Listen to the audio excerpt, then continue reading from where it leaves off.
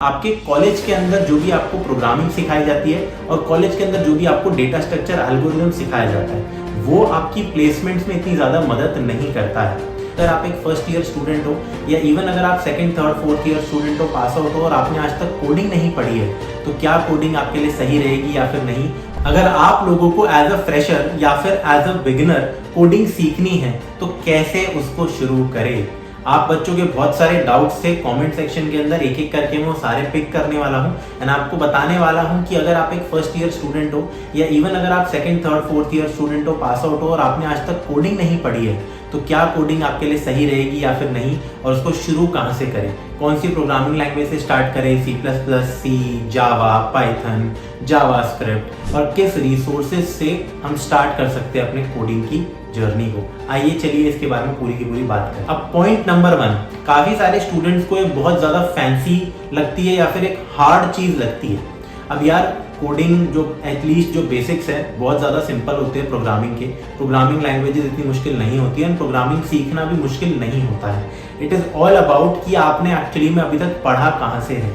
देखो, अगर आप अपने कॉलेज के प्रोफेसर से जो भी आपने चीज़ें पढ़ रखी है उसके बेसिस पे आप जज कर रहे हो कि यार C लैंग्वेज या C++ या फिर जावा या फिर कोई और लैंग्वेज और जो कोडिंग इन जनरल बहुत ज़्यादा बोरिंग होती है या हमें इंटरेस्ट नहीं आ रहा है इसके अंदर और समझ नहीं आ रहा है, तो शायद आप गलत हो। गलत इसलिए क्योंकि कॉलेजेस के अंदर प्रोफेसर्स अपने व्हाइट बोर्ड या ब्लैक बोर्ड के ऊपर कोड लिख रहे होते हैं, वो आपको प्रैक्टिकल चीज़ें करके नहीं दिखा रहे होते हैं। हार्डली आप हफ्ते में 1 या 2 बार लैब जा रहे होते हैं, सारे कॉलेजेस की आजकल ये सच्चाई है। तो इसलिए उस चीज को यार इससे कभी रिलेट मत करो एंड उस एक्सपीरियंस को अपने एक्चुअल जो कोडिंग जर्नी आपके होने वाली है जो कि काफी खूबसूरत जर्नी होगी उसके साथ रिलेट मत करना। अब फिर रिलेट कहाँ से करें यार, यहाँ पे मेरा पॉइंट नंबर 2 आ जाता है कि आप YouTube पे फ्री रिसोर्सेज से पढ़ सकते हो। जैसे कि यार अगर आप लिखोगे मेरा नाम राघव है तो बाय द वे अगर आप लिखते हो YouTube पे राघव गर्ग C प्लेलिस्ट तो आपको यार एक C प्रोग्रामिंग की प्लेलिस्ट दिख जाएगी, जावा और C++ की भी वीडियोस आ जाएगी।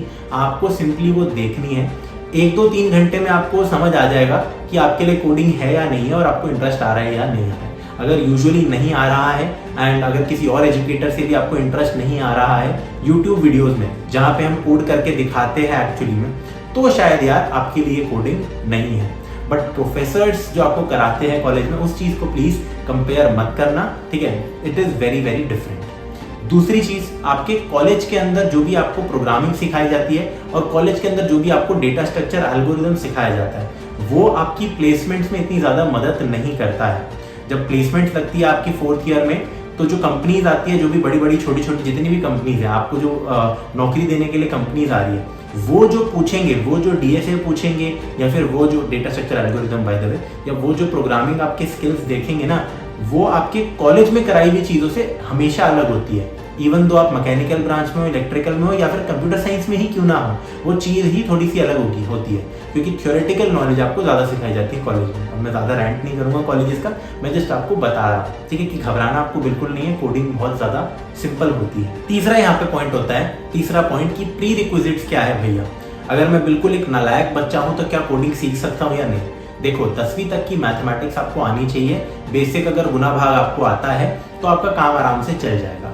अगर मैं बात करूं 11th की मैथमेटिक्स क्या काम आती है या फिर नहीं, तो यस, सीक्वेंस एंड सीरीज करके एक चैप्टर था जिसमें ज्योमेट्रिक प्रोग्रेशन थी, तो वो आपको आनी चाहिए ताकि आप टाइम कॉम्प्लेक्सिटी, जितनी भी लॉगरिथमिक टाइम कॉम्प्लेक्सिटीज होती है वो आप अच्छे से समझ पाओ। तो बस एक टॉपिक, उसका भी एक पार्ट आपको आना चाहिए।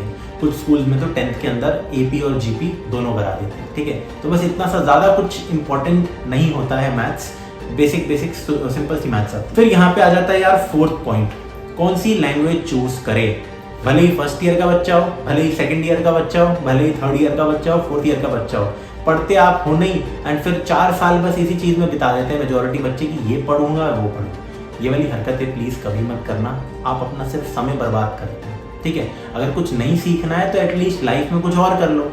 कोडिंग सब कुछ नहीं है। बीटेक के अंदर अगर आप जा रहे हो तो सॉफ्टवेयर इंजीनियर जरूरी नहीं है कि वही बनना है, कुछ और कर लो, बट अपना समय बर्बाद ना करो और अपने ऊपर ये बहाने मत डालो कि ये लैंग्वेज मुश्किल लग रही है तो क्या इससे करो या उससे करो। किसी से भी आप चालू कर सकते हो। मेरी रिकमेंडेशन रहती है कि अगर आपके कॉलेज में 1st सेमेस्टर या 2nd सेमेस्टर किसी एक में C programming as a subject है कॉलेज के अंदर, तो आप C लैंग्वेज से चालू कर सकते हो। अगेन मेरी फ्री यूट्यूब की रिसोर्सेज आप देख सकते हो, ठीक है। अगर आपके कॉलेज में सी प्रोग्रामिंग नहीं है तो आपको सी प्रोग्रामिंग सीखने की कोई भी ज़रूरत ही नहीं है। आप सीधा C++ या जावा रिकमेंडेड मेरे ओर से यहाँ से आप चालू कर सकते हो अपने प्रोग्रामिंग लैंग्वेज की जर्नी, और साथ साथ आप डेटा स्ट्रक्चर एल्गोरिदम भी इसमें कर लेना आगे आके, ठीक है। तो दोनों से कुछ भी चूज करो यार, टोटली अप टू यू, आप एटलीस्ट चालू करो, ठीक है। आप कुछ भी चालू करो। अगर आपको पाइथन में मजा आ रहा है, आपने 5-6 जगह देख लिया है कि Python is the new language, AI के अंदर पाइथन ही सबसे बेस्ट चीज होती है, पाइथन ही दुनिया में राज कर रही है, और आपको मैं लग रहा हूँ मनहूस इस वीडियो के अंदर, आपने बहुत सारी चीजें देखी है, तो भाई अपनी मान लो, सुन लो, कोई नहीं, पाइथन करो, लेकिन चालू तो करो, चालू करो, ठीक है।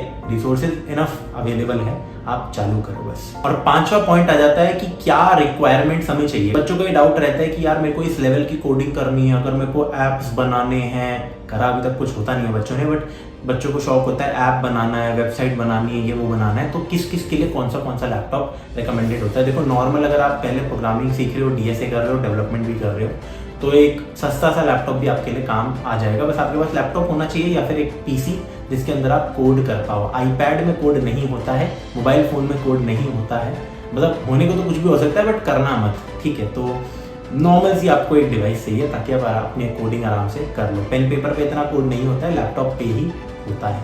एंड लास्टली यही आप चालू कर सकते हो ऑनलाइन फ्री रिसोर्सेज को देख के।